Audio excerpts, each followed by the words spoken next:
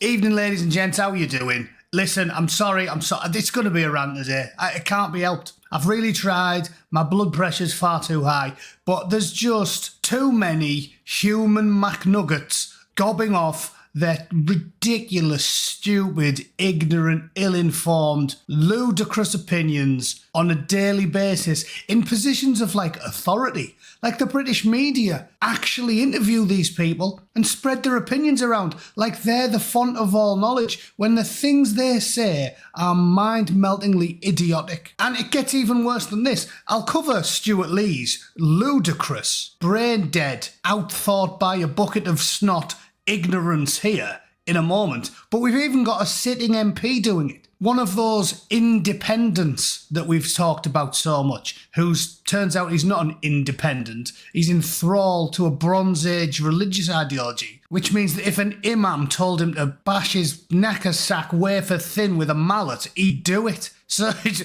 quite ironic they're all called independents. Anyway, so we'll cover this, I'll show you the video, I'll walk you through the unending thread of idiocy by a sitting British politician. This type of stuff should scar you for life. You should shiver with shame anytime anyone on earth uses the term British politician, because this is the human suet that we've now got leading the UK. It's unbelievable. So strap yourselves in, expect the worst, and by the end of this video I'm convinced that you'll see the world as I do, and think that if even half of our comedians and 1 in 20 of our parliamentarians are as thick as these two honking individuals, we might as well pull the plug. We might as well turn the lights off, go and live in the third world, because it's all downhill from here.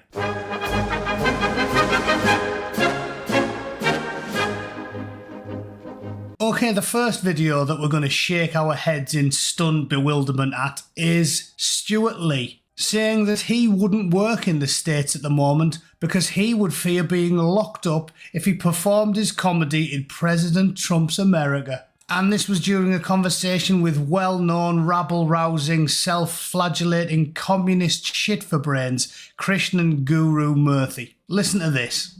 I don't see a way out of where we're going. You know, and so So when you talked about fascism in your last column, yeah, you meant call it what it is. Absolutely. I mean, you think that's where we're heading? People are pussyfooting around this idea. People are being deported wrongly from the States to an El Salvador jail without due process. What's that? Trump is doing deals for resources with dictators. You know, it absolutely is that, and we have to call it that, and we have to act in the way that we should have done more quickly in the 30s. I just got an offer, will you come and do a week in this club in Chicago? It's not something I'd normally do anyway, because at the moment I'd have to take a huge set of an American cityscape and 2 full-size werewolf costumes. I'd have to get those through American customs at the moment. But I wouldn't work in the States at the moment. I'd worry about them going through my jokes and ending up spending 2 days locked up without my heart medication. You know, I just would worry about it. I think that's a logical point to make. When you hail from a nation that's jailed hundreds of people for tweeting quips and jokes, blokes who burned a mock of a building in the back garden and shared it on a WhatsApp group, blokes who put comical, politely worded stickers on lampposts, upset middle-aged housewives who were very sad because children got killed and posted angry tweets about it. You think that is a rational thing to say about a country where, let's not forget, a comedian posed with the severed head of the president and nothing happened to her, where the left consistently takes severed heads to protests and nothing happens to them, ever, where nobody is in prison for tweeting, where nobody's in jail for saying impolite things, and where, God bless them,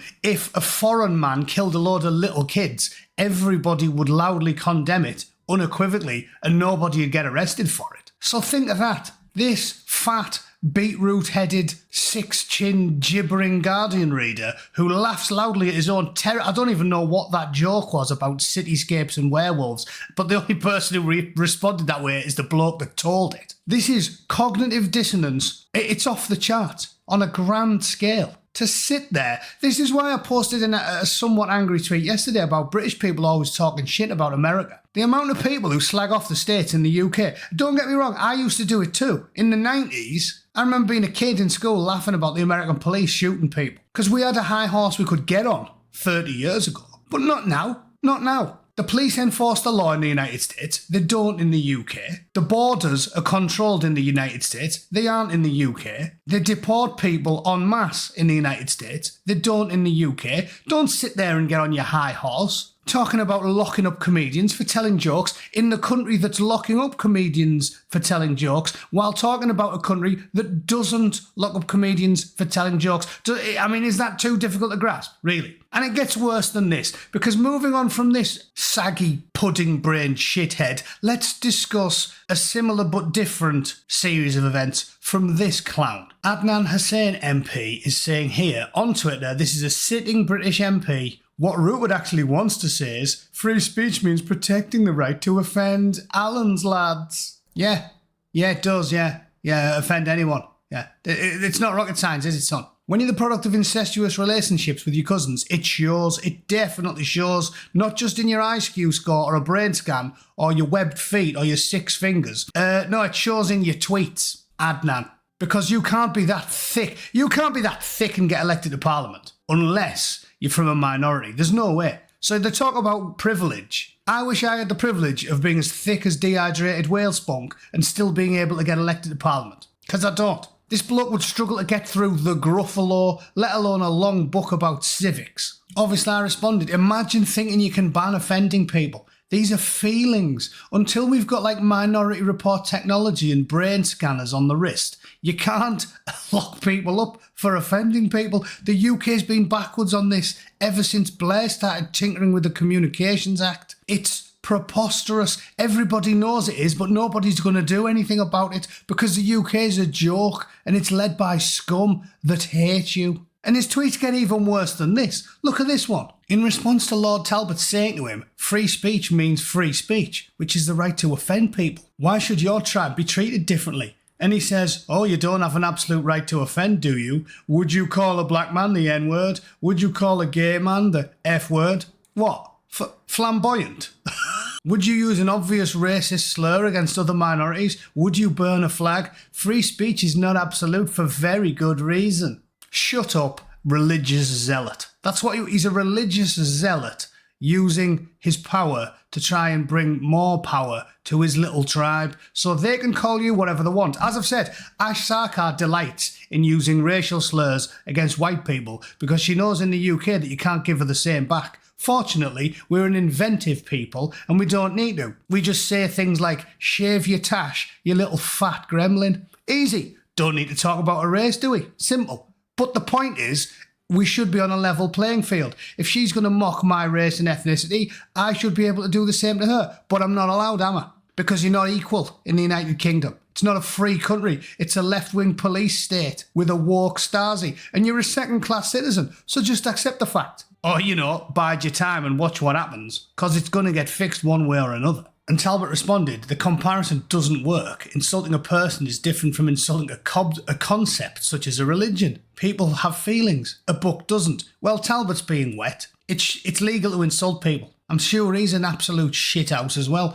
But I digress. Hussain responds, a flag is a piece of cloth. I'm assuming it falls under your category of not having feelings. Would you burn a flag? Would you enjoy watching people burn a flag? Coming from the chief flag burner itself, to have a bloke like that talking about not burning flags from a tribe of people that have made flag burning into an art form, the world's greatest pyromaniacs, to see them calling everybody, oh, you can't burn flags, is laugh out loud funny.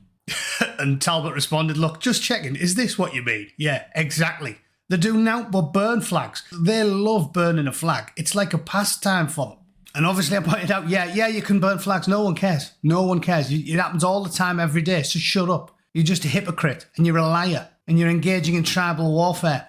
And I live for the day that the British public get angry enough to do something about it. because the MPs currently running the UK, as proven by the India trade deal, which was just, us subsidising Indians moving to England, the people running the UK hate you, your family, your kids. That's why they don't protect them. That's why they turn a blind eye when they're getting groomed or diddled or stabbed or blown up. We are governed by the worst kind of scum, all of the Houses of Lords and Parliament and the chattering classes and the BBC and the Guardian reader and everybody else. And it's obvious. It's just kind of boring talking about it anymore, isn't it? In fact, yeah, I'll shut up. Let me know what you think in the comments. If you think Stewart Lee is totally logical having a pop at the one country in the Anglosphere that actually does have freedom of speech still. Or you think MPs that rattle the cousins should be able to talk down to you about burning flags, even though they still smell of petrol and are covered in ashes because they've just been to the local burn a flag party in Bradford.